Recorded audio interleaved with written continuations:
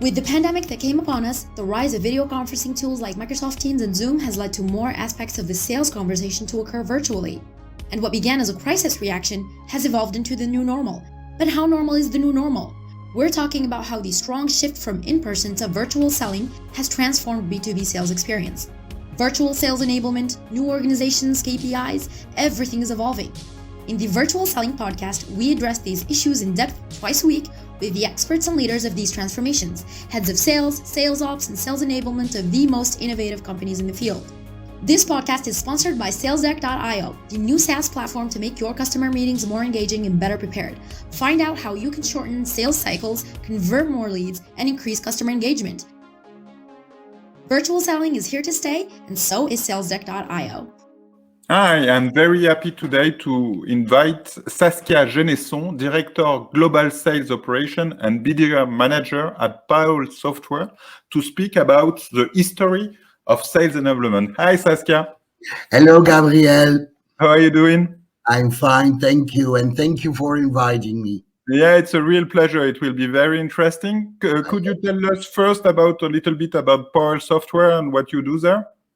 Yeah, well, Powell Software is a French company, but based in, almost 9 locations all over the world. We are a Microsoft Gold tier partner, and what we do is we deliver a layer on top of SharePoint and Microsoft Teams, thus making Microsoft SharePoint more valuable for the companies that are using it, and on Teams, having an easier way to do the governance, the lifecycle management of the sprawls and the ever-growing potential of Microsoft Teams. Great. And what you do for them? Well, I have 2 roles. One role is because when they asked me to come in, it was really because they needed a transformation. As your intro says, it's about virtually selling and how to implement virtual selling more into the day-to-day business of whatever commercial company. So when they asked me to come in, it was like, we need that transformation. We need to move away from, let's say, feature selling into solution selling. And at the same time, we need to revisit our sales processes, our sales methodology. And since there was one person, Mathieu, who worked with me 7-8 years ago in Ipanema technology here in France, he said, well, my approach, the approach of Saskia, is so direct. You will be maybe a little bit afraid in the end, but it will give you results. So that's how I entered into Powell Software. That was July. We're now April, so let's say full 6 months. And already things are up. And I'm very proud of them because it takes courage to ask someone, here is the sales, do your thing. Yeah, and we had a first discussion where you have a very strong vision about your role and about how directive you have to be for the sales team to follow the right process. Exactly, because you can't skip a step. And it's so difficult for, whether it's salespeople or even marketing or BDRs to skip a step. Yeah, it's very seducing, but you can't. And yes, I know I'm old, and maybe I'm also a little bit traditional. However, selling through the ages, and actually the decades, has never changed. True. And it's one of the main reasons of SalesDeck is really not to miss a step, but to find a right way to use it and to play with it. Exactly. What I wanted to speak with you is about, you said you're old, you're not so old, but it's a long time that you are doing sales enablement. Yes. And you were doing sales enablement before even that sales enablement was existing, or the term was existing. So could you tell us a little bit what is sales enablement and how does it started and how do you live with this job Yeah. since 30 years. Okay. Well, back in the 80s, and it's really a long time ago, we didn't have all these sophisticated tools. We didn't have a CRM. It didn't exist. People had a Rolodex on their desk. They were running around with, the cahier, everything to write in. And well, if you emptied their pockets in the evening, there was a stack of business cards. It was even before the mobile phone. I mean, the internet didn't exist. So it's almost the prehistoric times of selling. And still, you came in, especially, well, it didn't actually matter what vertical it was, but you had to be trained. So there were training program.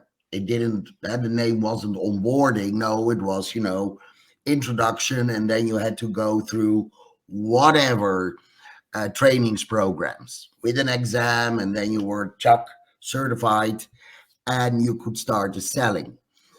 And it was only in 1999 that there were two American guys. The main name I remember is John Elliott, who said, let's do something to make it a little bit more modern. And that, in a way, was the start of sales enablement as a role. It really started in the US. Now it's everywhere, and the role is a very diverse one. When you look at the different job descriptions, it is like from doing this, developing training, etc. But a lot of companies are forgetting that sales enablement is a strategic role, and it should be the CEO of each company, together with his chief of sales, to drive the initiative of sales enablement. Because otherwise you will be the nice girl, come in, you're going to develop some trainings, and then the sales leaders of the country managers and even the sales can say, I don't need this. Yeah, sure. It's always important to have CEO support. No. Support is not, Gabriel, support is not enough. They need to drive it. It's them who need to believe in sales enablement. Because otherwise you will become that training lady or the one who is doing nice workshops. And you need to work, and that is also where the role needs to sit. It needs to sit at the same level as the sales leaders or country managers reporting into the chief of sales. And people should not see it as a threat, but as a strategic choice to empower, to enable their salespeople, but also marketing, BDR, even pre-sales, to have a better understanding of the sales process and guide them through those processes. Because the only reason you want sales enablement in your company is to improve your numbers. That's the only vision that matters. And you told me that it's important to have a global sales operation and BDR manager? Yeah, they are going hand in hand because in a way, the BDRs is the testing field. Okay. Secondly, a BDR management asks for, I won't say empathy, but in a lot of companies, the BDRs / SDRs / telesales are almost considered as the wastebasket of the company. Yes, they need to do this many calls per hour and blah, blah, blah, but that's not what they need to do. Their role is to get those qualified opportunities, which then will enter the sales process and the sales methodology to be a closed one at a certain time. So real pipeline generation, which is a huge part of the responsibility of sales enablement, that starts at the very beginning. And even before that, with the MQLs of marketing. True. So and I know this part as a marketing agency in France. Just go back to 1999. What was the modern way to do sales enablement in 1999? In 1999, it was there. It became, you know, the sales methodologies came above. I mean, I remember that in the 80s, we didn't do sales cycle steps or sales stages. It was like, okay, this is what I'm doing with this prospect, and this is what I need to do to move it forward. But my way could be totally different from my colleague. So what those guys did in 1999 was they started to say, you need to follow a methodology. Sales is an art, but it's also science. And you will need to be able to put the art, which is in the person, in the sales himself, and you need to connect it to the science. And we all know that salespeople are in a way like lazy. They don't like methodologies that much because they think, hey, I'm a good sales, so I don't need all that crap. And yet, in our modern time, and what they started in 1999 was just starting to write down things or topics. At this time, IBM or Xerox has their own methodology? It was IBM. It was certainly IBM who started, and Rank Xerox started to copy it. And everybody, especially in the IT, knew that if you could get a sales coming from Rank Xerox, especially Rank Xerox, they were the best trained sales in the world. And it was in 1999. It was not before that. No. It was, okay, great. And Rank Xerox, they made an art out of sales methodology. It was very harsh. And then, of course, later, IBM started with that. And then we had Oracle, and we had all the big tech companies saying, oh, yeah, let's do it. And there were these definitions like spin, and then you needed to be smart, you know, the SMRT, or you had to do band qualifications. But still, they didn't do sales enablement. It was, again, still training. So then, let's say... And what were you doing yourself at this period? Actually, what I did, back then, I still lived in the Netherlands, and I had my own company. And in that company, I worked with women. So I'm also a feminist, because women in the IT in the Netherlands, the moment they got children, they were pushed out because you could only work full time. So those women had the knowledge on, in this case, a very technology vertical, but they also had the charm and the wit, the art of being a BDR in a way.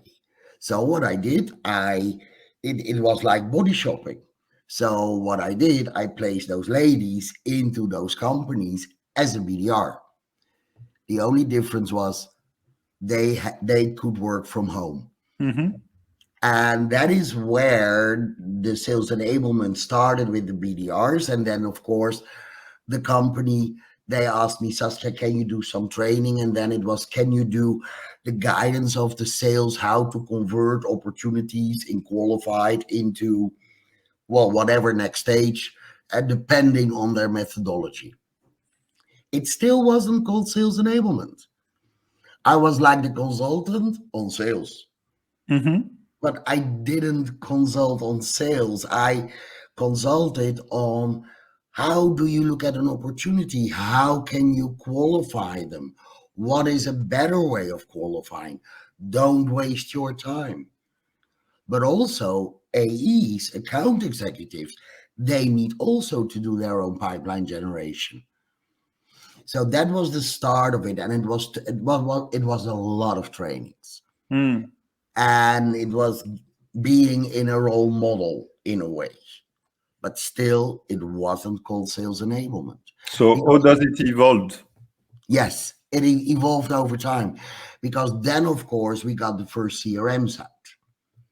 And of course, Salesforce made the biggest change because they were internet based. I don't know if you still remember, let's call it SAP.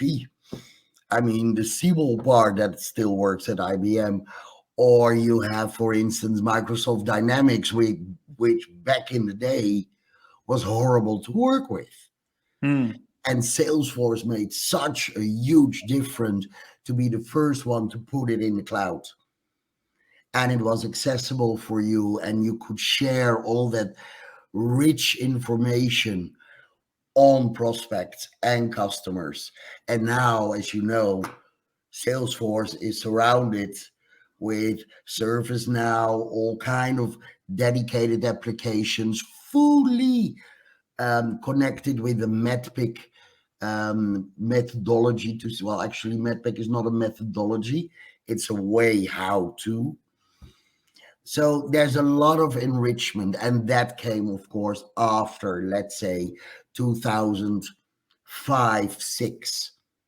And at this time, the word sales enablement started or not yet? Yeah. And then the role started to come up in job vacancies.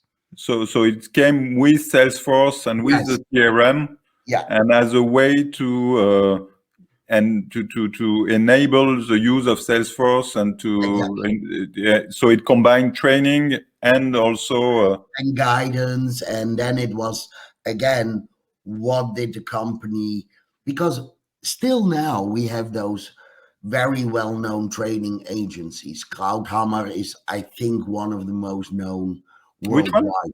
Krauthammer. Okay. And they even have some local filiale here in France. But the problem is, the people who are doing the training do not sell the solutions of the company they are training. So you need to have embedded people who know what is the solution, what is the market, and who are able to work on messages, commercial ones, work with product marketing.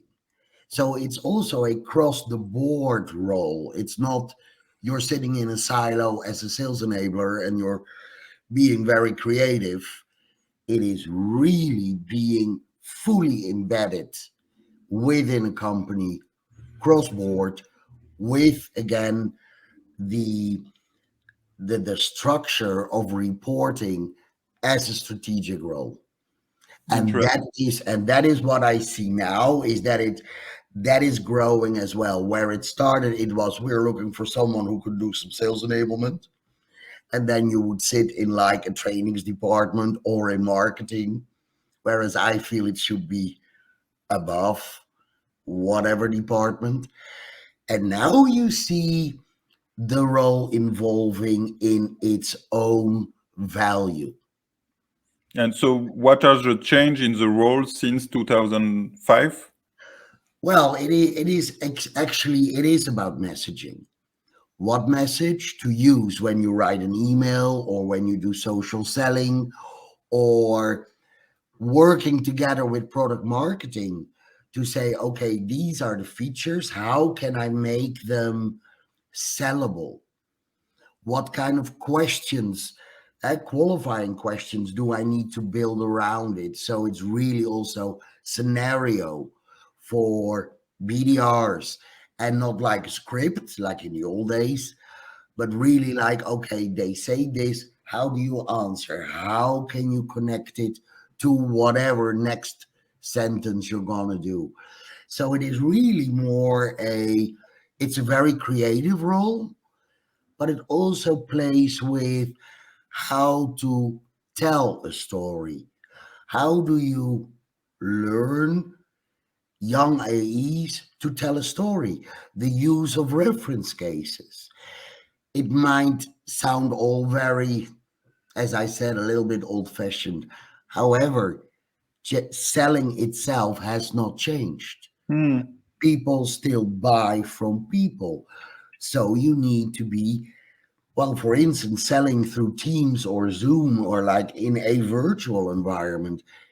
is a bit different than when you're meeting with people, sitting face to face where they can see you better, or you don't feel awkward, so to speak. So you need to emphasize the sales for the salespeople, the real values, which is the storytelling, instead of hiding behind a presentation or a PowerPoint deck. Yeah, I totally agree with you about storytelling in sale. I read an excellent book. I'm sure you know it. It's 7 Story Every Salesperson Must Know. I think it's an Australian guy that wrote it, and it was an amazement for me, because there is a lot about storytelling in marketing, and I come from marketing, but it's so much efficient in sales than in marketing, because you are bonding with a human, and it's a personal story and not a corporate story, and that makes a difference. And even I'm currently working on a storytelling board for Powell Software for one of our solutions, and it starts with the story of one of our oldest customers. Because what you want is that your prospect starts recognizing himself in your story, and now he wants to be the hero. I love especially the heroes ones, because you do not put yourself as the hero, but your prospect. But before you can do that, you need to know, where does he sit in the sphere of influence? Is he an influencer, a stakeholder, an employee, or just a user? Or is he my champion? So there are a lot of things sales enablement can bring to a company to say, okay, who are we focusing on? Our buying personas, for instance. And that is so important, that you know who is our buying audience. Imagine that we are doing this recording.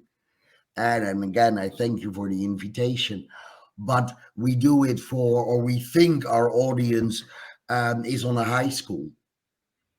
We are totally talking to the wrong people. And that's also something, Gabrielle, what I miss in a lot of young sales. Because I truly believe sales, you're being born with the sales DNA. And a lot of people say, yeah, but Saskia, try to make a good sales out of him. I tell you now, and I tell the audience, don't. You can't. Because sales has so many aspects in it, so many factors. And it's up to a sales enabler to recognize them and to build that person based on the facts he already has. And it says the capability. True. Instead of, okay, today we're going to learn how to move an opportunity from qualified into propose. It's, yes, you can teach that, but it's the same like when you take I'm now thinking the French word, but let's say you want to harvest oat or maize, and you go to a rocky underground and you start, throwing out all the little seeds. It won't grow on rock. And it's the same with sales enablement. I agree with you. You can train, but if it is on the wrong surface or the person doesn't want to have it, a company should ask, would this be a good sales to me? And that is, so sales enablement also works very closely with HR. Again, something that wasn't around in the last 30 years. This is something I start to see the last 2-3 years. So first, collaboration with HR. Yes, because a lot of budgets on training are going through HR. Talent matrices are going through HR. So how can you do a talent matrix when you don't know? And I'm talking especially on the bigger companies. So when you look at the development of sales enablement, which in the 80s didn't exist, but we didn't have the tooling, and it was all networking. Then in the 90s, there were some small starts of sales enablement, but still under the pretext of training. And still the Rolodexes, because remember, the technology support from laptops, from CRM, the internet, that made the role sales enablement really rich. Great. And we are close to the conclusion. What you want to add about sales enablement in 2022 now? What is the new hype in sales enablement, the new things that this job is including? You just talked about HR. Is there Well, other that is things more, related? again, that is more on the sales itself and the development of pipeline. And it's called sales velocity. Calculate, so in a very mathematical way, you look at your numbers, number of opportunities, closing rates, how long is it in the sales cycle, and you have an average, and that's the closing rate, the number of money a region, a country, and a person brings into the company, and is it enough? These are all kind of mathematical calculations, almost artificial intelligence, coming out of your CRM that are becoming richer and richer. How to connect that with, are we really targeting the correct audience? So you see an enhanced and improved collaboration between marketing and sales. A lot of CRM possibilities on the intelligence part, and then creating, this is the money we want to bring in as a company, because that is what it's all about. You want to make profit. This is what we bring in. Now, how shall we do it? So it has become an upside down pyramid, whereas first it was just a long line. And the pyramid is upside down because the investment is in the top, or it's not the smallest part, it's the big line at the top, and then it gets refiner and refiner. And that is why I ask any company watching this video is that they put sales enablement in a strategic part of their company, reporting directly into the chief of sales, or even better, on the management board, because that's the only way it will fly. Thanks a lot, Saskia. It's very clear. This episode of the Virtual Selling Podcast is over. Thanks for sticking around. Join us twice a week for a new episode with new stories and challenge of giants in the field. If you enjoyed today's episode, we are always listening for your feedback. Share the show and subscribe on your favorite podcast platform so you don't miss any episodes. This episode was brought to you by SalesDeck.io, the virtual selling platform that increases your sales team CVR and sales readiness, enable remote management, and advance sales operational excellence. Book your SalesDeck.io demo today to discover how you can close more deals with engaging and better prepped customer meetings. Thanks a lot, Saskia. It was a pleasure. Thank you very much, Gabriel. Bye-bye. Bye.